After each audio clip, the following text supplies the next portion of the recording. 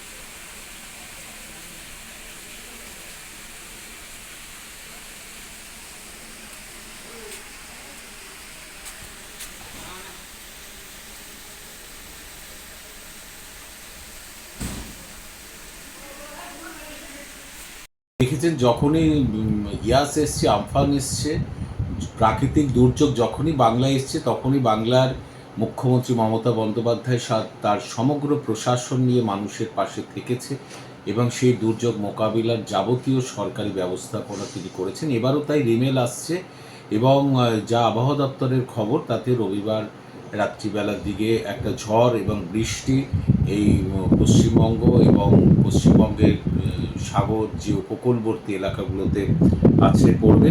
এর জন্য নবান্নে ইতিমধ্যে মুখ্যমন্ত্রীর নির্দেশে উচ্চতর প্রশাসনিক বৈঠক হয়েছে। বৈঠক হয়ে যাবতীয় এই বিপর্যয় মোকাবিলার যতগুলি পদক্ষেপ আছে সেগুলো তিনি নিয়েছেন এবং আমাদের কাছেও যা নির্দেশ এসছে পরিবহন দপ্তরের কাছে আমরা সেগুলো সার্কুলেট করেছি যে সমুদ্রে যারা মাছ ধরতে যান তাদের ফিরে আসা কথা বলা হয়েছে এবং ওই সময় মাছ ধরতে যাওয়া নিষেধাজ্ঞা করা হয়েছে এবং যে সমস্ত জলপথে যে যানবাহনগুলো আছে সেগুলোকে সম্পূর্ণ নিরাপদে রাখা এবং নিয়ন্ত্রণ করার কথা বলে দেওয়া হয়েছে। এবার একটা প্রাকৃতিক দুর্যোগ এলে যাবতীয় বন্দোবস্ত রাখা হয়েছে। এবার দুর্যোগ আছড়ে পড়ার পর আবার কীভাবে মানুষের কাছে পৌঁছানো হবে, তার বিপর্যস্ত মানুষকে সাহায্য করা হবে, সেটাও সরকারি উদ্যোগে রেডি করে রাখা হয়েছে। পরিবহন দপ্তর বিশেষ কী ব্যবস্থা?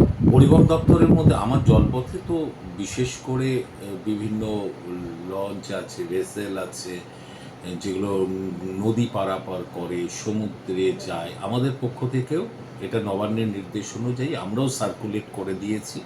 আমাদের যারা সরকারি পরিবহন দপ্তরের আধিকারিক আছে তারাও সতর্ক রয়েছে যে এই ঝড় আছে পড়ার আগে থেকেই যেন প্রতিটি মানুষ নিরাপদে থাকে, এগুলো আমরা করছি।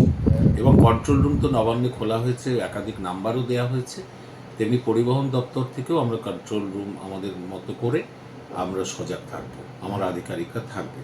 সরকারি যে বাসগুলো সেগুলো কি চলবে? সরকারি বাস এটা তো হচ্ছে যতক্ষণ পর্যন্ত না আসছে ঝড় ততক্ষণ পর্যন্ত মানুষকে পরিবহন দিয়ে যেতে হবে। ঠিক তারপর যখন ঝড় আসবে, বৃষ্টি নামবে, তখন পরিস্থিতি অনুযায়ী থামতে হবে, এটাই স্বাভাবিক। কারণ প্রাকৃতিক দুর্যোগ তো প্রকৃতির উপরে নির্ভর করে, আমাদের উপর নির্ভর করে না। তারপরে আবার সেই দুর্যোগটা কাটলে মানুষ যে বিপর্যস্ত হয়ে আছে সেটার জন্য আমরা আবার ঝাঁপাবো কোথায় কী করা দরকার। জলপথ পরিবহন কবে থেকে কবে পর্যন্ত বন্ধ থাকার নির্দেশ? না, আমাদের তো এই যে সময়টা রবিবার, সোমবার, মঙ্গলবার ইত্যাদি সময় সতর্ক থাকতে বলা হয়েছে।